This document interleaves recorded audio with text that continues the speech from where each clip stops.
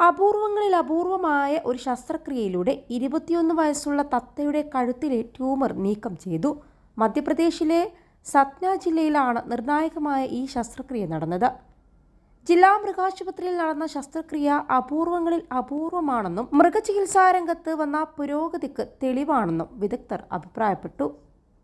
ഏകദേശം 6 മാസം മുൻപാണ് തത്തയുടെ ഉടമ ചന്ദ്രബൻ വിശ്വകർമ്മ പക്ഷിയുടെ കഴുത്തിൽ ഒരു മുഴ കണ്ടത്. ട്യൂമർ ക്രമേണ വലിപ്പം വെച്ചു തുടങ്ങിയതോടെ അത് തത്തക്ക് കാര്യമായ ബുദ്ധിമുട്ടുകൾ സൃഷ്ടിച്ചതായി ഉടമയായ ചന്ദ്രബന് തോന്നി. ആദ്യം ഇത് ട്യൂമറാണെന്ന് മനസ്സിലായില്ല, എന്തോ ഒരു മുഴയാണെന്നാണ് കരുതിയത്. പിന്നീട് അത് വലിപ്പം വെക്കാൻ തുടങ്ങിയപ്പോഴാണ് കാര്യമായ എന്തോ ആണെന്ന് മനസ്സിലായത്. ട്യൂമർ വലിപ്പം വെക്കുന്നതിനോടൊപ്പം തന്നെ തത്തക്ക് സംസാരിക്കാനും ഭക്ഷണം കഴിക്കാനും വളരെയധികം ബുദ്ധിമുട്ട് അനുഭവപ്പെട്ടു തുടങ്ങി. അതോടെയാണ് തത്തയുടെ ആരോഗ്യനിലയിൽ ആശങ്കാകുലനായ ചന്ദ്രബൻ സഹായത്തിനായി ജില്ലാ മൃഗാശുപത്രിയുമായി ബന്ധപ്പെട്ടത്. തുടർന്ന് നടത്തിയ പരിശോധനയിൽ തത്തയുടെ കഴുത്തിൽ വെറ്റിനറി ഡോക്ടർമാർ ട്യൂമർ കണ്ടെത്തി.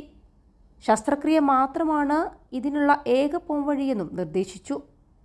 വെറ്റിനറി ഡോക്ടർ ബാലേന്ദ്ര സിംഗിന്റെ നേതൃത്വത്തിൽ 2 മണിക്കൂർ നീണ്ടുനിന്ന സങ്കീർണമായ നടപടിക്രമത്തിൽ തത്തയുടെ തൊണ്ടയിൽ നിന്ന് ട്യൂമർ നീക്കം ചെയ്തു. ട്യൂമറിന്റെ സ്ഥാനം കാരണം ശസ്ത്രക്രിയ വെല്ലുവിളി നിറഞ്ഞതായിരുന്നുവെന്നാണ് ശസ്ത്രക്രിയക്ക് നേതൃത്വം നൽകിയ ഡോക്ടർ ബാലേന്ദ്ര സിംഗ് അഭിപ്രായപ്പെട്ടത്.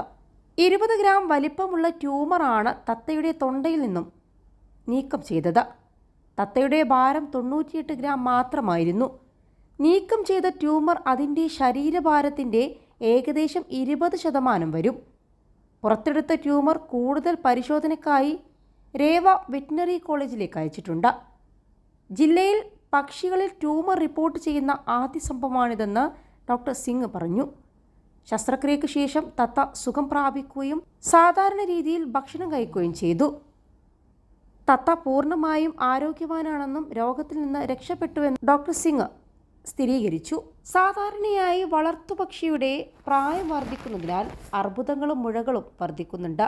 മറ്റു സഹജീവികളിൽ കാണപ്പെടുന്ന പൊതുസ്ഥലങ്ങളും വിഭാഗങ്ങളും ഇവയുടെ ക്യാൻസറുകളിലും ഉൾപ്പെടുന്നുണ്ട്. ആന്തരികമായി അണ്ഡാശയങ്ങൾ, വൃഷണങ്ങൾ, വൃക്കകൾ, കരൾ, ആമാശയം, പാൻക്രിയാസ്, കുടൽ, ഹൃദയം, ശ്വാസകോശം, പിറ്റ്യൂട്ടറി ഗ്രന്ഥികളിൽ, തൈറോയിഡ് ഗ്രന്ഥികളിൽ, പേശികളിലും അസ്ഥികൾ എന്നിവയിൽ ക്യാൻസർ ഉണ്ടാകാം. ട്യൂമറിൻ്റെ സ്ഥാനവും വ്യാപ്തിയും അനുസരിച്ചായിരിക്കും ശസ്ത്രക്രിയകൾ പലപ്പോഴും വിജയകരമാവുന്നത്.